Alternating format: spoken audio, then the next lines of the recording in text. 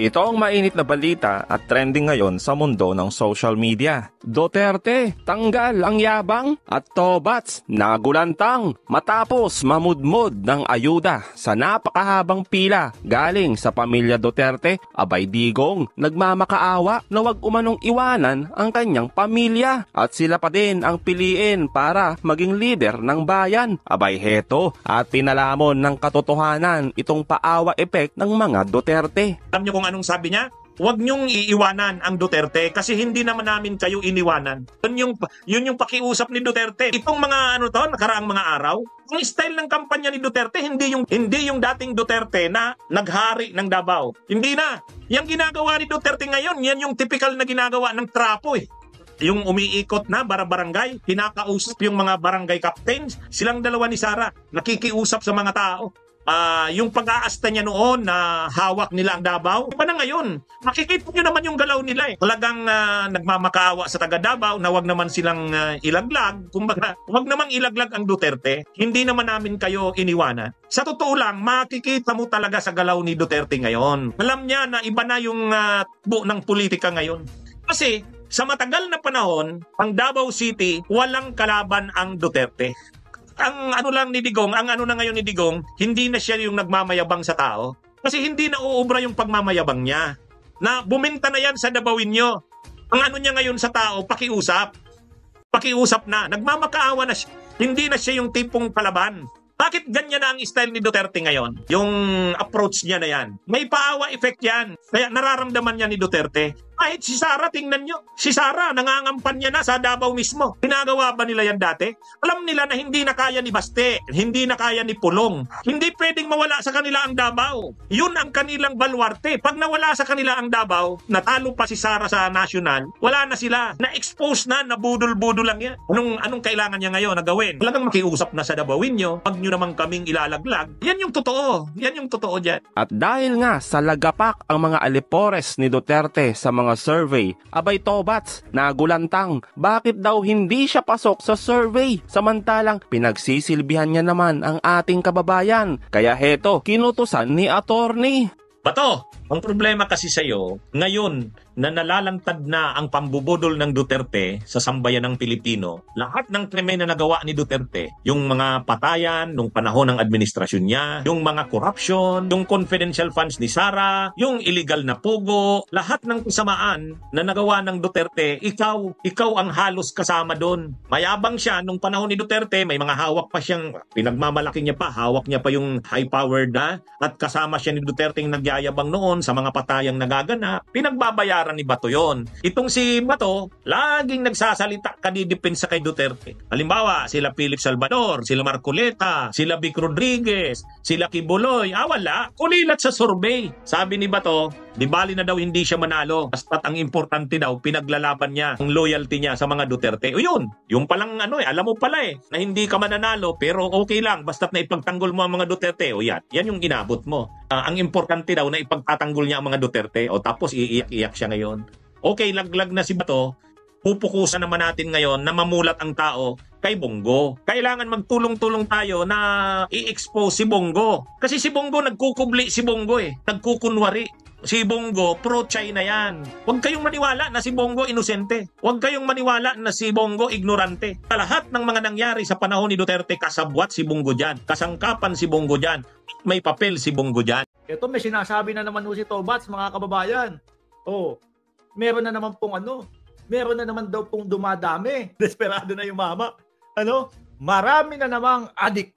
Yan sabi ni Tobats.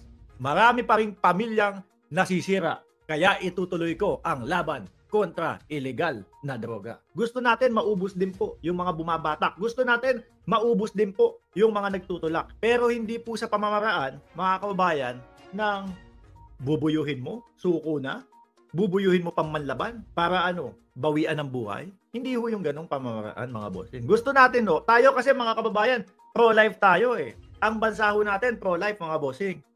Lalong-lalo na po, napakalaki ng porsyento ng mamayan natin katoliko. At kahit iba pa ho, mga kababayan, lahat po mga pro-life. Yung pamamaraan po kasi nila Tobats, nila Bato de la Rosa, wala madaming nadamay doon sa kanilang pamamaraan na inosente ho sa droga, mga bossing.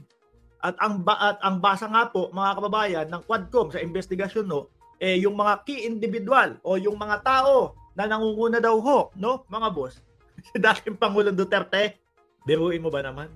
Paano mo iisipin ho, mga kababayan? Paano mo iisipin na si Michael Yang sangkot sa illegal na droga? Paano isipin yun? Presidential advisor ng ating Pangulo. Siyempre, diskarte na din ho yun, mga bossing. Ay, ilalagay ko ito para hindi nila pag-isipan. Ilalagay ko sa gilid ko bilang presidential advisor. Paano mo gagalawin din yun? Alam nyo ho, mga kababayan, ang dami po nilang mga katanungan na iniiwasan ho lahat, no? Nasagutin. O, paano ho ito, mga bossing? Yung iniiyak ni Bato de la Rosa na marami na naman daw pong adik, kaso, ang basa ng Quadcom doon sa kanilang investigasyon, pangunguna ng dating Pangulong Duterte.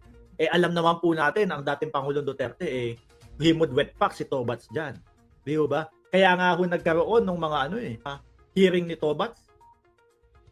Yung mga hearing na pideya leak na wala naman pong napala ang sambayan ng Pilipino. Wala pong napala, kundi gumastos lang po ang gobyerno natin sa mga pakain. Inabala lang po yung mga taong meron po bang naging resolution doon? Nabalitaan nyo na po ba kung ano nangyari doon sa pideya leak ni Bato de la Rosa? Wala ho, mga kababayan. Hanggang ngayon po, questionable sa taong bayan, ano na ba nangyari doon? Di ba? Ikinulong lang si Picoy. Masaya pa si Picoy. Kaya ho, mga bossing, Chief Amos, sir, yung mga ganitong estilo ho ni Bato de la Rosa, halatang gusto na lang ho niya na isalba yung kanyang yung kanyang kandidatura. Dahil ako ho naniniwala, mga boss, ako ho naniniwala, pag hindi na isalba ni Bato de la Rosa ang kanyang kandidatura at hindi na ilagay ang sarili niya sa posisyon na 12, baka maging babalik na po ito sa Davao. Pagbalik nito sa Davao, mga kababayan, baka unti-unti nang kibuloy ho, mga bossing. Ano masasabi nyo dyan? Maniniwala pa ba tayo? Ginagamit nila paulit-ulit yung sinasabi nilang madami pa ding adik, madami pa ding bumabatak. Naubos po ba nung panahon ng dating Pangulong Duterte hanggang matapos yung kanilang yung kanilang termino? Hindi naman ho Pinangakuan tayo 6 na buwan. Hindi naman ho natupad yun. Humingi ng 6 na buwan ulit o 1 taon dahil daw po napakalala pala ng problema ng Pilipinas sa droga. Naubos po ba ng 1 taon? Hindi ho. 6 na taon natapos yung kanilang panunungkulan. Meron pa naman din ho. Mga kababayan, gusto nilang pagmukain ho na itong administrasyon ni Pangulong Bongbong Marcos, mga boss, pabaya. Kumbaga, mas magaling po sila na lumaban kontra droga. Hindi ho Dahil kung titingnan nyo po yung mga balita, mga bossing, nahuhuli po yung mga malalaking sindikato pero hindi naman po mga tegi. Nahuhuli, nasa sakote yung mga bilyon-bilyon na droga, mga kababayan. Tingnan nyo ho. Alam ko naman na naririnig nyo na ito sa mga balita na kumbaga ang sinasabi ng iba kaya naman inilunsad yung laban kontra droga na yun, kumbaga para yung kanilang negosyo ay walang hadlang, tuloy-tuloy, walang kalaban daw. Sabi ni Liv Morgan na nandiyan na din, Duterte is the mastermind after all. Yung mga magnetic lifter hindi pa di sinasagot. Yung triad ni Pulong, ako ho yung kay Pulong, mga kababayan. Kung ako si Pulong, nandoon na ako harap-harapan. Gusto kong ipahiya si Trillanes. Alam nyo, habang nandoon si Trillanes, si dating Senador Trillanes, at nandoon si Pulong Duterte, mga bossing, harap-harapan ho, O sige, ilabas mo yung likod mo. Kung walang tato na triad yan. Para matapos po, mga kababayan, yung mga pagtatanong sa amin at yung haka-haka na ang pamilya Duterte sangkot sa mga illegal na droga. Matatapos ho yun agad-agad. O eto, Trillanes, yung likod ko, tingnan mo. Di ba walang tato na sinasabi mo? Di ba walang dragon na sinasabi mo? Tapos ho yun. Tatatako sa isip nating mamamayang Pilipino, mga kababayan. Oo nga, sira ulo tong si Trillanes. Niloloko lang tayo, may tattoo daw ng triad. Kung inilabas ho, mga kababayan, bakit hindi inilabas? Napakasimple lang ho, mga bossing. Pahiya, malamang, at tapos ang kredibilidad ni Trillanes doon.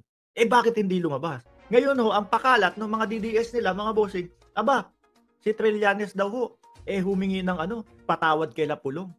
Nagtanong agad ako sa kanila, mga boss. Tinanong ko yung secretary, ma'am, totoo ba to? Humingi kayo ng tawad kay Pulong Duterte at kay Mans Carpio? Wala naman daw kung katotohanan. Mga kababayan, yung mga DDS lang daw ang nagsasabi. Bakit naman daw huhihingi ng tawad? Sa tinagal-tagal ng panahon, ilang years na ho. Ano sabi sa akin? Sir Mark, walang katotohanan yan. Sa tinagal-tagal ng panahon. Na lumalaban si dating senador. Tapos ngayon pa kaya? Bakit siya mag-apologize? At sasabihin na unfounded, lumalabas na nga sa Quadcom. Correct. Nakikita na. Ngayon pa mag-apologize si dating senador Trillanes. Napag-uusapan na nga sa Quadcom. Di ba? Balikan natin si Bato. Pa-etching lang ni Bato to. Kumbaga, palabas lang ho ni Bato to, mga bossing. Para isipin ng sambayan ng Pilipino, ang pamumuno ng Pangulong Bongbong Marcos ay magulo. Sila lang ho kasi yung walang kapayapaan. Ultimo ho, doon sa mga supporter nila, nag-aaway-away. Ultimo ho, doon sa kanilang paedsa-edsa na laging isinisyo ni dating Pangulong Duterte, wala hong pumupunta. Yung usapan niyang dalawa na yan, napatungkol ho sa napatungkol sa West Philippine Sea. Kanino tayo mas maniniwala ngayon?